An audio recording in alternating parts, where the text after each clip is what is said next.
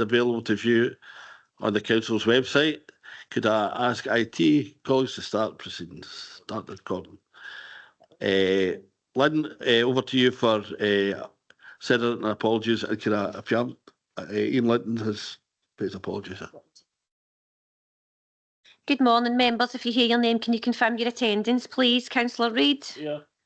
Councillor McMahon? One, thanks. Councillor McFadden? Here, please, yes. Councillor Cowan? Here. We have an apology this morning from Councillor Linton. Councillor Barton? Here, Lynn, thanks. Councillor Douglas? Here, Lynn. Councillor Ingram? Here, thanks, Lynn. Councillor Maitland? Here. Councillor Mabin? Here, thanks, Lynn. And Councillor Filson. Here. Thank you, Chair. Thanks, Lynn. And go over to the first item, which is declarations of interest. Barry? Thanks, Chair. I'll declare an interest at item 5, the community benefits from net zero energy developments, as I work in the renewable energy sector. Whilst no projects in East Ayrshire, I think it would be best that I don't take part. At item 6, in terms of development plan scheme, whilst most of it is for noting, I think just as a transparency, member of the RTPI and work in the development industry. But I think I would probably be okay for that one. There's nothing I don't think that would prevent me from taking part in that item, but more just a transparency declaration there, Chair. Thanks. That's noted. Anyone else? Okay, go straight to item 2 now, and that's service level agreement, East Ayrshire Leisure Trust. And we've got Richard and Annika. I don't know who's going first. Richard? Yeah, thanks, Leader, and good morning, members. Annika and I are pleased to present the new SLA between East Ayrshire Council and East Ayrshire Leisure Trust, which reflects the changes made to the trust delivery model as agreed by Council in October of last year. The document's been developed as a partnership between both parties, recognising the critical need for it to underpin the successful delivery of key services that will be delivered by the trust on behalf of the Council, whilst also reflecting the significant reoccurring savings target to be achieved on an incremental basis over the forthcoming years. There has and continues to be a significant amount of work undertaken to ensure a smooth transition and transfer of services, and this has been done in parallel with the development of this SLA. As members are aware, Annika and I undertook a council conversation a couple of weeks ago in order that thoughts and proposals could influence the document as presented, and there is a continued commitment from ourselves that we'll continue to engage with members as we move forward. So happy to leave it at that point, Leader, and take any questions that members may have through Annika and myself. Thank you. Okay, thanks. Thanks, Richard. Members, any questions? Claire? Thanks, Leader. Just like to say welcome to service level agreement, and we've had further conversations and looking for good continuity and good reporting back, and I think that's something perhaps that you want to take up, Leader. Thank you. Thanks. I think we had the presentation at the council conversations, and I believe we've had some further correspondence discussions on this, and it's quite a bold move for us, the council, to proceed down these lines. But I think it's really exciting, some of the prospects we've got here in terms of what can deliver more for communities, and I think particularly during the early stages in terms of transition, maybe like to hear more about how we can maybe, certainly in the early transitional stages, how we can maybe report back to the council, because I think we're all there's a lot of stuff in here that we're quite precious about, and we want to know about it. Just so interested to hear about how we're going to maybe look to report back in this as and maybe it's an opportunity. I know we've got issues as well with other alternative delivery models. There's maybe an opportunity here to look not just at the Leisure Trust, but how we report back in other arm's length organisations. Friday slip. We'll take the other army now. Arm's length organisations, and just we've been discussions about there's obviously a transition happening here with the Leisure Trust and big organisations like Galleon, and just we want to know if we can get appropriate representation that complies with OSCAR but just looks to contain a bit of just look for a bit of reassurance during that transitional period. We've got the right people round about the organisation to take it forward, because there is a lot in here, and the early transitional period is going to be really important for us. And just it's quite a bit just to begin on with. Thanks, Leader. I'll maybe kick off and then just pass on to Annika for comments around communication and Oscar and member representation on the board. Certainly in terms of the communication piece, I think there's two potential elements here. Obviously, within East Ayrshire Performs, we report back frequently to members, and there is a section in terms of arm's length organisations. I'm sure that could be enhanced and increased to ensure that that the size and scale of the operation here is reflected in the level of narrative and the information that we share with members as part of East Ayrshire Performs. Second part, as you said, in terms of communication between elected members and the Leisure Trust, this was raised at the Council of Conversation. Anna and I have been giving some thought around increasing the frequency of that dialogue with elected members as part of that process moving forward. But maybe pause and hand over to Annika both on that one and then on member representation on the board, if that's okay, Leader. Thank you. Thanks, Richard. Yeah, I'm trying to remember back to 13 years ago when the trust was set up and what communication and transition was in place then. If it was best practices, maybe worth us looking back and seeing what that was like. But in terms of the conversations and the communications, happy to put in whatever mechanisms there are to keep people up to date with how we're doing during that transition period. In terms of representation in the board, that's aligned to our constitution, which has been approved by Oscar. So we would need to consult with Oscar on any changes to that. And then we would need to seek approval at our AGM or just after our AGM for approvals to any changes to that too. But we've done that. There's precedence for doing that over the last couple of years for emergency circumstances with COVID and then with cost of living. So I see no reason why that couldn't be done if continuity was the main reason for it. That's just Elaine and Linda's both went on, but just to develop, just in terms of how we report back to the Cabinet, I know just now it's often included in, it's squeezed in there in East Ayrshire Performs, but I think there's maybe an opportunity to review that, just to, I think it needs its own space. And I think maybe when we're doing that, take the opportunity to look at how we deal with other alternative delivery models. Eddie? Thanks, Leader. I think that's absolutely right. If you think of over the last, decade, the council has moved from a position where it's been a direct deliverer, of services to one where we're more, as you can see here, we almost commission services off the Leisure Trust, we commission services off the Integration Joint Board. We've changed to a different type of council, to be honest. And going forward, that might be the case for most councils in Scotland that actually change the model.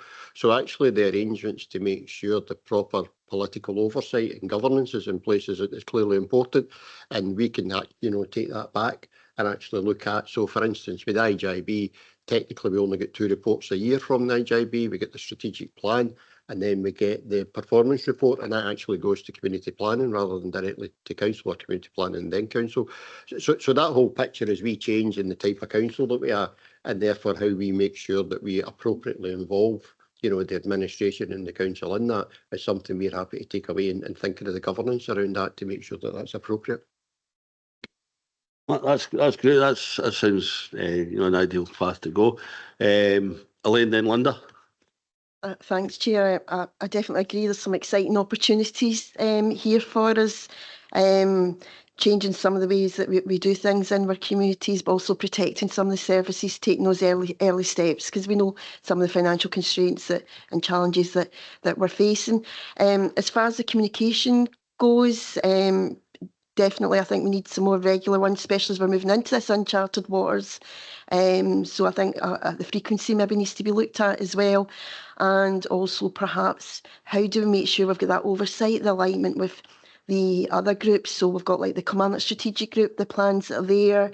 We've got the other community groups, some real big players, your Centre Stage, your Take a Bows, some of the work that Vibrant Communities are doing. So how to make sure it's all joined up, that phrase that we keep using. And I know there's been some recent discussions about some businesses taking over some of our heritage properties in the town. So how do we join up all the dots? And I know we've had conversations about that, but if that can be fed into that whole communication piece to make sure there's that alignment and we get the messages out to our community about how exciting some of this stuff is and the potential out there, that would be excellent. Thank you.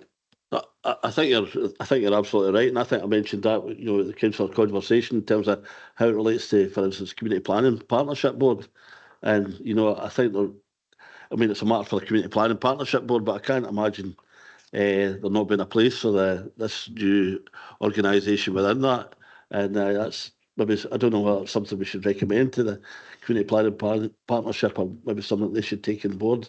Either way, I think it's something that should be considered. But Linda. Thank you, Leader. Just a wee comment, really. The transition started on the 1st of April. We're still in April. Let's give them a chance. And I would say, having sat on the Leisure Trust since 2022, there has never been an issue with anything for Annika or her team, and I'm fully confident that that will continue. It's exciting what we're going to be doing. There's hopefully going to be less duplication in certain areas, but it's not even a month. Just let's give them a chance. I remember last year when we felt there was no communication about the consultations with the trade unions, and we asked for it and we got it straight away. So I think personally, I think it's a wee bit harsh at this point to say that, and I don't think there'll be an issue with any kind of contact or feedback from Annika, Richard, and everybody else involved. I wasn't meant to be harsh. I mean, I think as like you, I'm quite excited with what's going on. It's just to make sure we get the governance right as we move forward. Because we know, and we want to get right behind it from the start, as you said, it started 3 weeks ago.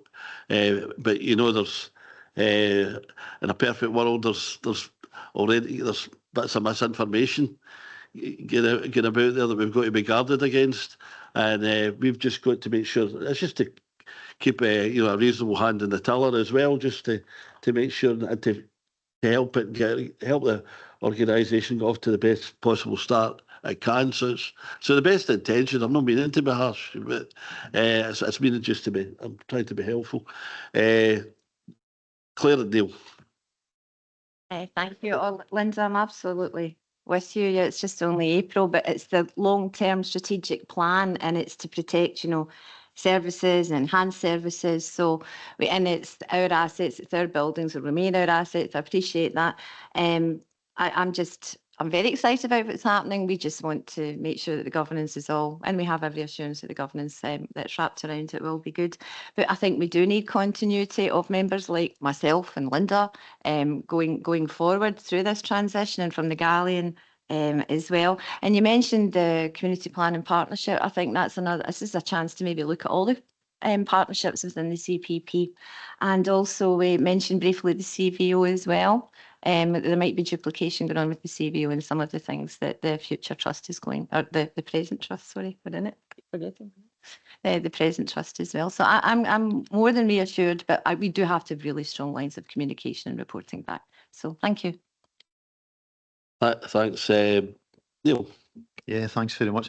No, definitely looking at the plans, lots of room for kind of really improving services, obviously born through trying to safeguard employment and delivering those services that we have been delivering.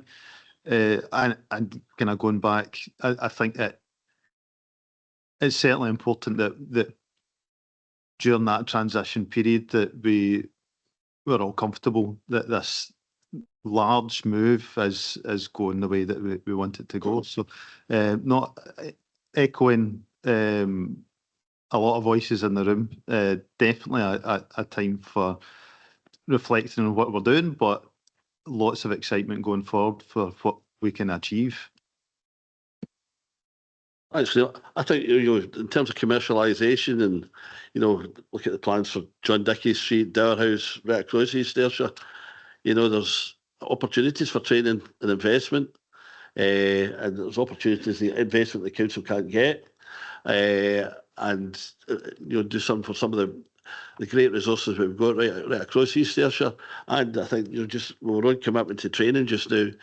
Hopefully, with commercialisation, successful commercialisation, we can build on that and create new jobs for the future. Lochdoon, I think there's great exciting potential down there, Drew, and right across, pardon the pun, but I think there's, it's really exciting times. Somebody had their hand up, who was it? Drew? I'll just say, when you mentioned Lochdoon, I was just coming in there anyway, Dougie Ken, that I've been working hard with Annika. I've had Eddie there, I've had Rich there, I've had Joe there at the Roundhouse Calf, and to have East Ayrshire Leisure there as the face of Lochdoon when you come over the dam now is going to be fantastic. Tackling wildfires we've had recently there, the water safety and just looking after the environment there. I think it's a great opportunity for us, and to have East Ayrshire Leisure there, having a base in the Doon Valley at Lochdoon is fantastic. A great step forward, and I wish Annika all the best. Thanks, Jim. Just aware the ospreys are doing well. We've all got them in our cameras there, just seeing how they're nesting just now. Absolutely fantastic. Elaine? You just stole my thunder there. I thought, we can't talk about Lochdoon and no talk about the ospreys. I check up on them every day and every night. Fantastic. Okay, I think that's been a good conversation there. So just get recommendations. I don't know if we can just maybe add another one just about building, look at how we report back in future. Eddie, just not just on this, but other alternative delivery models, and reassurances about the group, and can working well with Oscar in terms of how we're structured. Thanks, Leader. So, I mean, clearly the recommendations are set out at paragraph 2.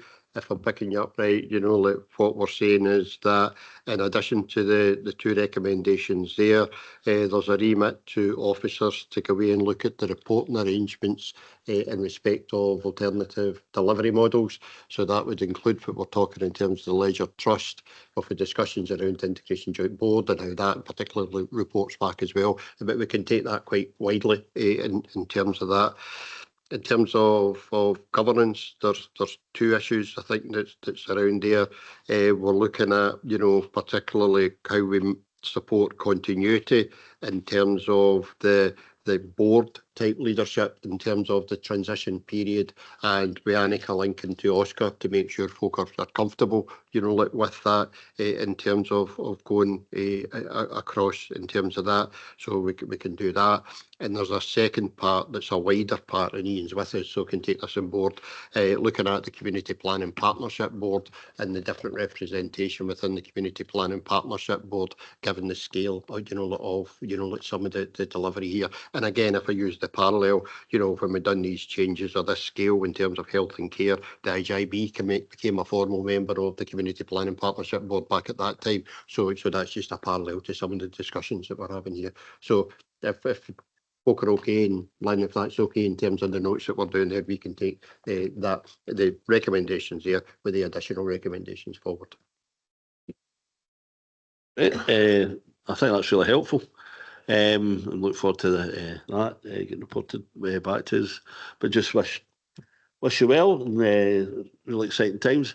I think we've got to really, just in terms of communicating, just give that wee bit of reassurance to the public out there. And we have got a massive job there to just, this is the way we're the custodians of these resources. Just reassure the public this is the way forward, and same with the staff as well. Okay. Can we agree those recommendations? Okay, thanks for that. And on to the next item, which is accessible renewal. Ian. Yeah, thanks, Chair. Good morning, members. So, reports presented today principally to seek approval to renew a negotiated contract with Access Able But in presenting that for approval, we've taken the opportunity, Chair, to set out a wee bit of the background to Access Able and some of the services, really valued services that they provide for us as well. So if you're okay, Chair, I'll just maybe highlight a couple of areas for members this morning. Access Able, you might be more familiar with them in their old name, which was Disabled Go. But they changed name to Access Able a few years ago. We've had a long-running relationship with Access Able or Disabled Go going way back to 2008.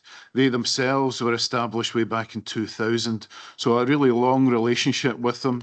They have helped us evolve our accessibility arrangements as they have grown as well. And we're now, as I said, asking for members to approve a continued negotiated contract with them for the next 3 years. So at paragraph 3 through to paragraph 6, we include a bit of background about Access Able and what they do. And at paragraph 6, you'll see just the scale at which they operate. They're, 70,000 venues on behalf of 350 partners, 100 local authorities, 100 plus universities. So a significant operation. For our purposes, then the funding at paragraph 10, we've set out in bullet points there, just some of the added value that they'll provide to us by providing this service as well. And then at paragraph 11 and 12, we talk about the scale of the support that they provide specifically in East Ayrshire. So they're providing access guides and detailed information to visitors, to residents, to businesses.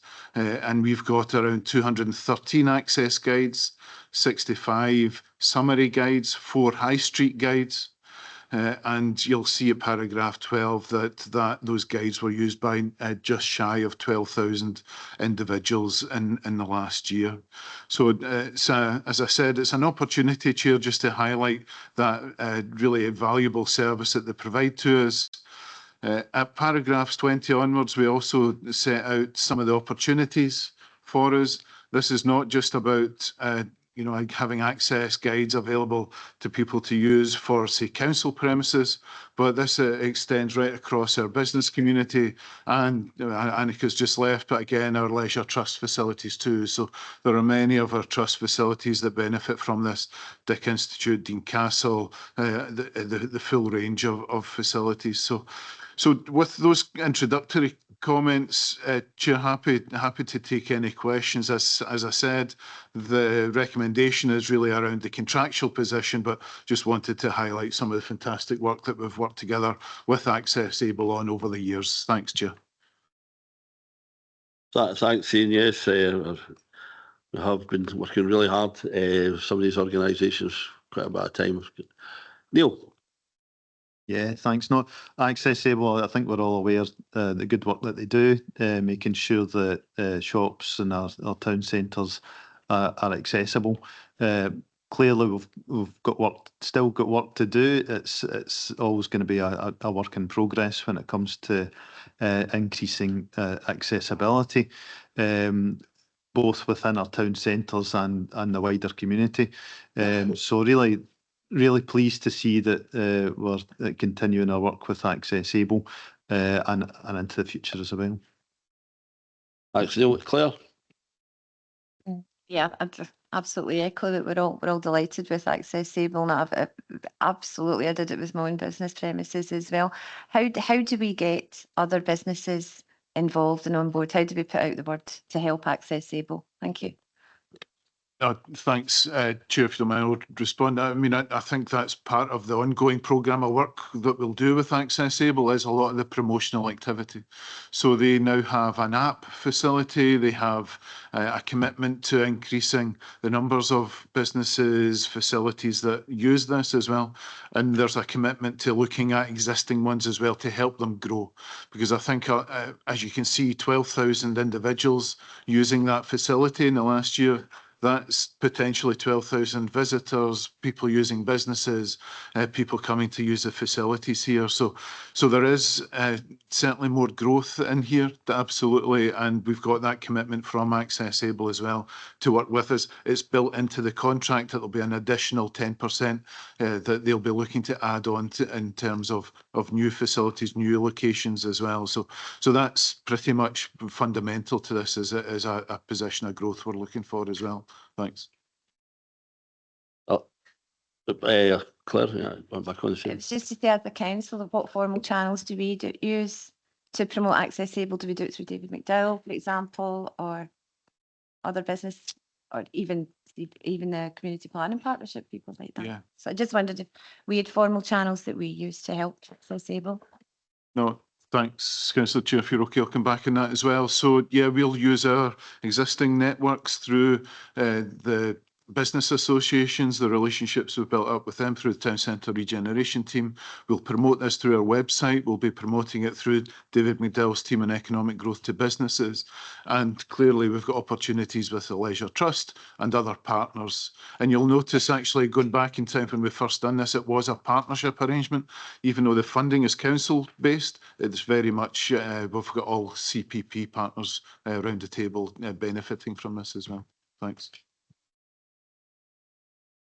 Line.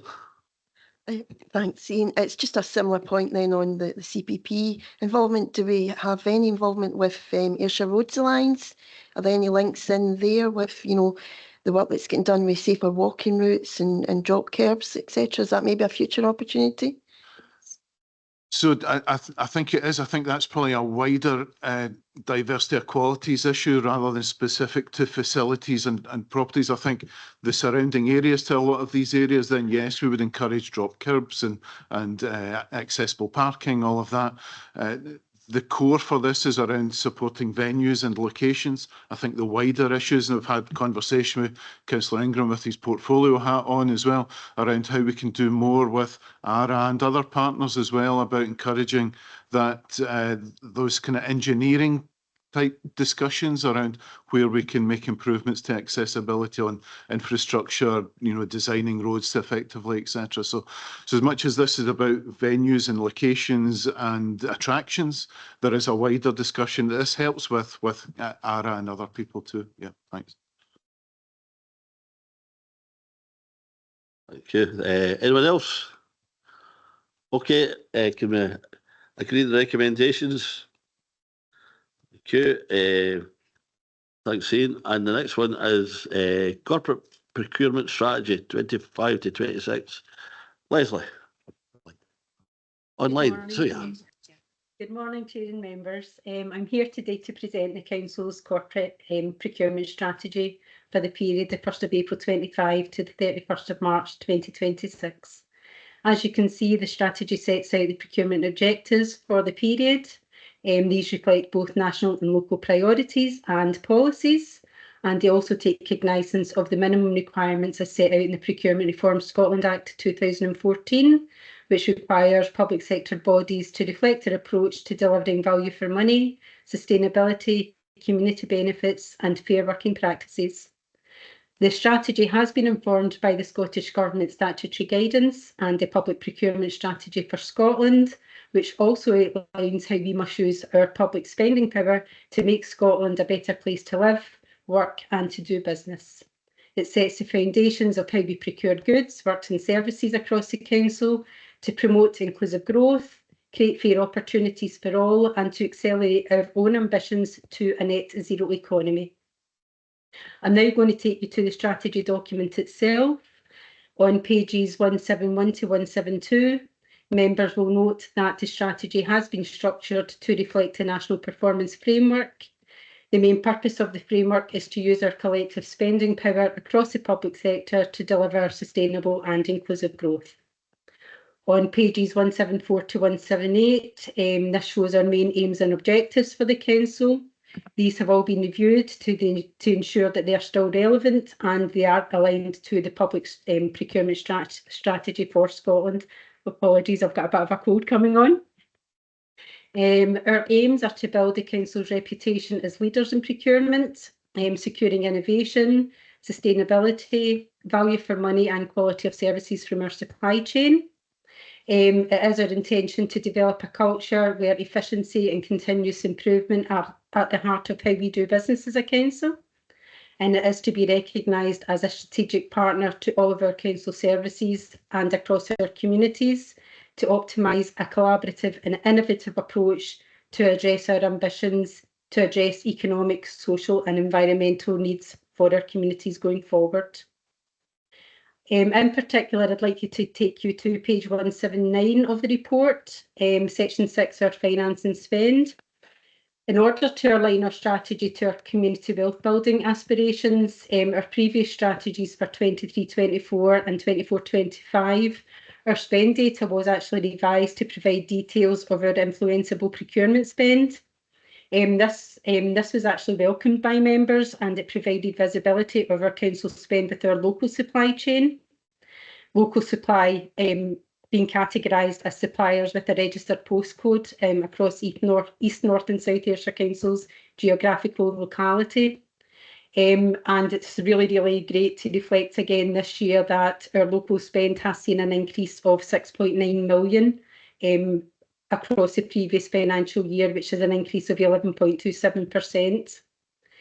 We will continue to analyse and monitor the council spend data, which will allow us to make informed decisions on how we procure activities and how we can improve those to actually drive that spend to a more localised approach.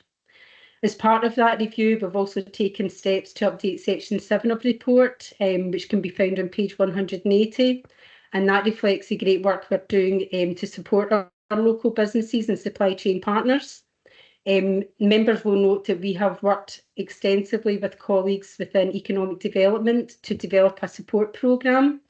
The support programme is in its 3rd generation now. It's Be Ready. It's an integrated business development programme that provides tailored support, advice and tools and guidance to help our established businesses grow, to develop and to make smarter choices. And that is work which we will continue to offer our local supply chain partners in conjunction with that great work we're doing with economic development. On pages 191 to 195, this contains a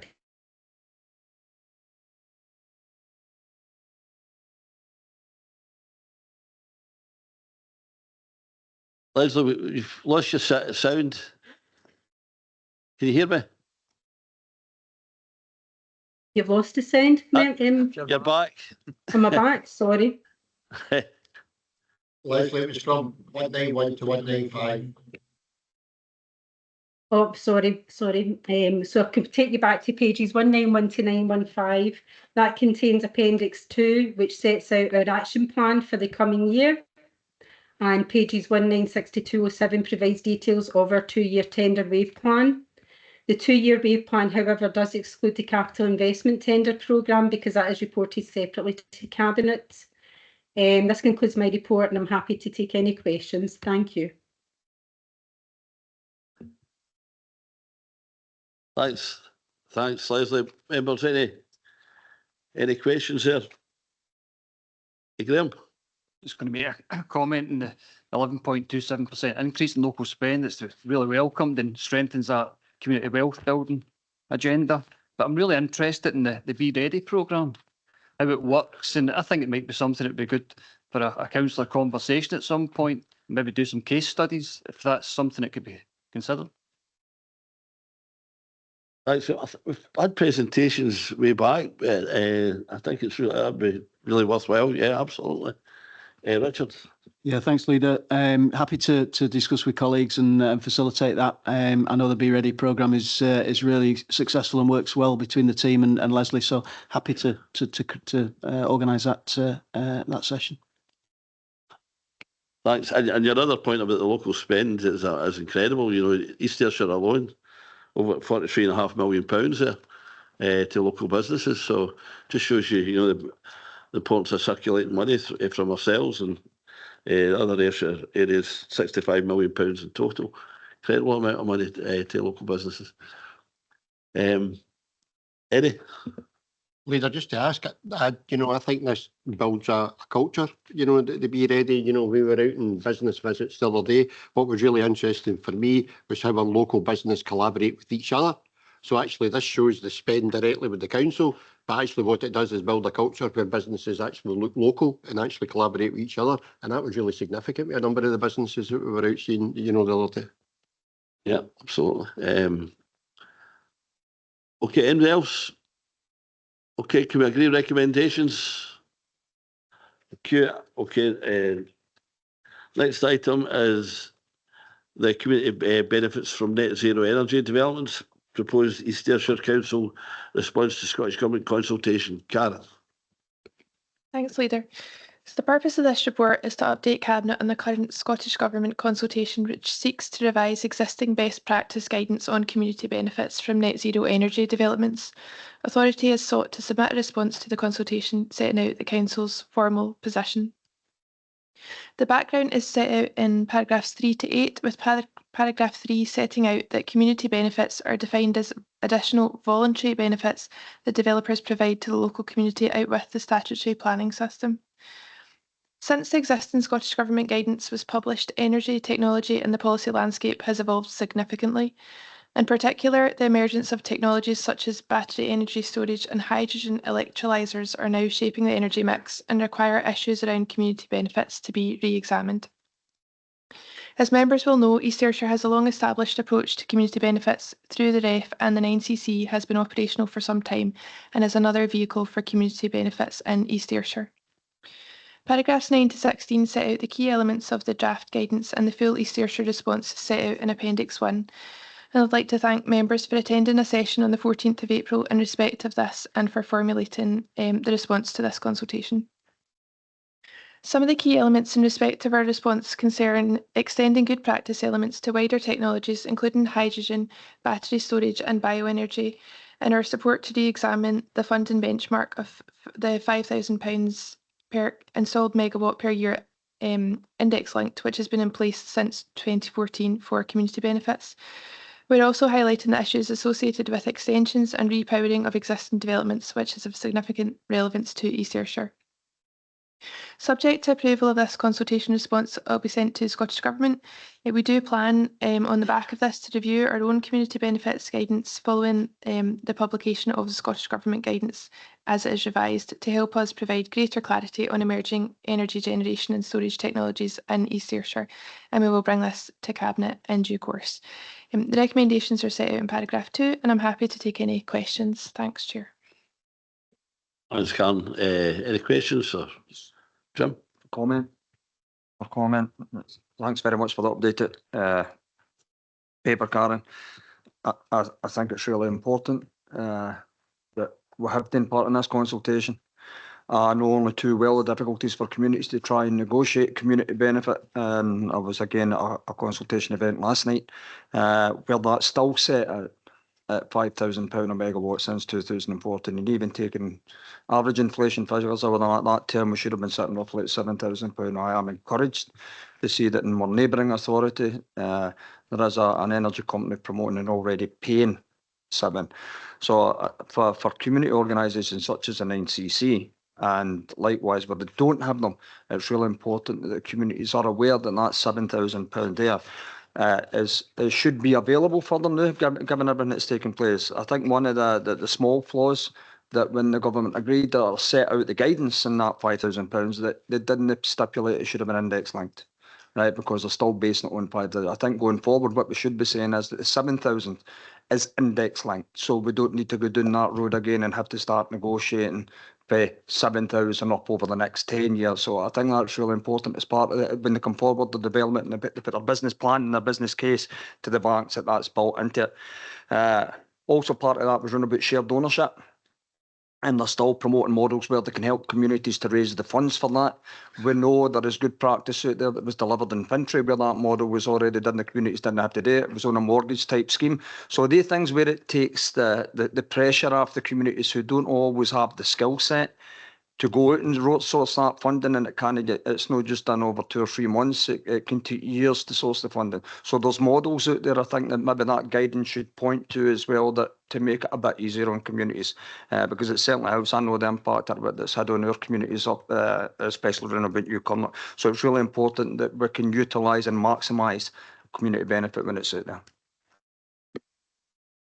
I agree 100%. In terms of that particular index linked issues, it really needs to be agreed. And I think we need to work on, just what we're doing with North, with colleagues from neighbouring authorities, just to praise for changes in what's available in the North. And I know I've had recent discussions with Leader East, Renfrewshire, and tried to set up a meeting. Again, another meeting pretty soon with and the Leader of South Lanarkshire as well. Okay, anyone else? Okay, can we agree the recommendations? Excellent report. Okay, and well, Councillor Douglas Barry just give him a wee shout.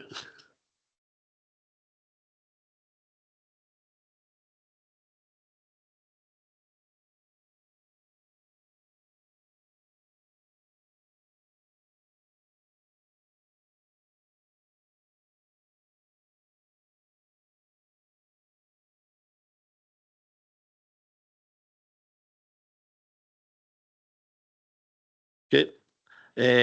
Item 6 now, development plan scheme. You're back on again, Carl. Thanks, Leader. The purpose of this report is to present to Cabinet the Development Plan Scheme 2025 and to seek agreement to proceed, agree the participation statement be published for consultation as per statutory requirements. The background is set out in paragraph 3. In short, that section 20B of the Town and Country Planning Act as amended requires that each planning authority prepare this on an annual basis. This report is about the process of preparing the local development plan rather than the content of it.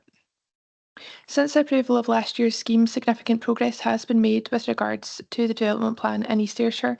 At the time of publishing the previous development plan scheme, Local Development Plan 2 had just been adopted, and since then work has been ongoing to produce a range of guidance to support the implementation of the plan, and Table 1 sets out the significant volume of work carried out in this respect, which, as you'll have seen, is all passed through Cabinet as well. Paragraphs 6 to 13 set out this year's scheme, which is in full in Appendix 1. Per paragraph 7, LDP 3 will be prepared in accordance with the Planning Act 2019, and it will be a new style local development plan with a 10-year plan period and more focus during that period on the delivery of the plan. Per paragraph 8, the plan preparation process is very different now to how previous local development plans have been prepared, and the first significant change is the new emphasis on evidence-based plans and the requirement for an evidence report to be prepared and submitted to the Scottish Government as the first formal step in the plan making process, and work on that is currently underway. Table 2 of the report sets out the timetabling of the 4 key milestones with expected adoption of the plan in Q4 27-28. Per paragraph 11, the programme has been moved back by approximately 9 months compared to last year's scheme, and this is due to a number of factors, including finalising and implementing the guidance associated with LDP 2. Per paragraph 12, a number of work streams are now underway, including on engagement, mapping and a range of survey work looking at a range of topics, as well as ongoing pilot work looking at depopulation, which has been taken forwards by colleagues in corporate support. The Scottish Government guidance states that every planning authority in Scotland should have a new style LDP in place by May 2028. Our programming anticipates that this will not be met by around 5 months. Whilst this is not ideal, it is important that we are setting realistic expectations. It's also clear from liaising with other planning authorities through the Heads of Planning Scotland network that East Ayrshire Council is not alone in finding the May 2028 target a difficult challenge. Notwithstanding, we remain in a healthy position in terms of the robustness of our development plan, because by Q3 of 28-29 we'll still be within the 5-year lifespan of Local Development Plan 2, which retains the primacy of the plan and decision making, which is critical in terms in particular of our housing policies and our housing land allocations. In terms of internal consultation and engagement, on In March 2018, we approved the formation of a local development plan members officers working group. That continues, will continue to be a critical vehicle in the preparation of the plan. And we had an introductory session to LDP3 for all elected members on the 24th of March this year.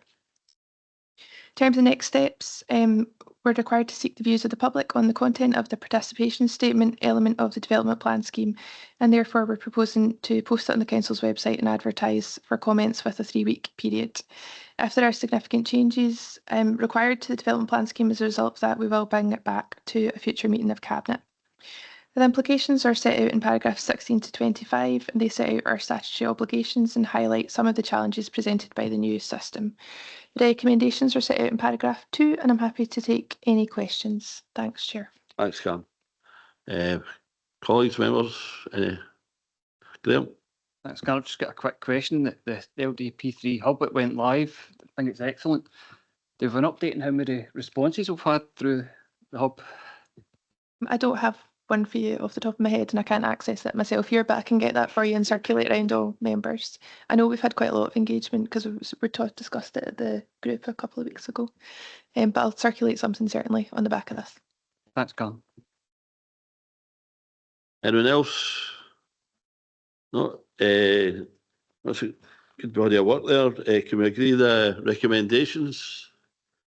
Read and now move exclusion of press and public.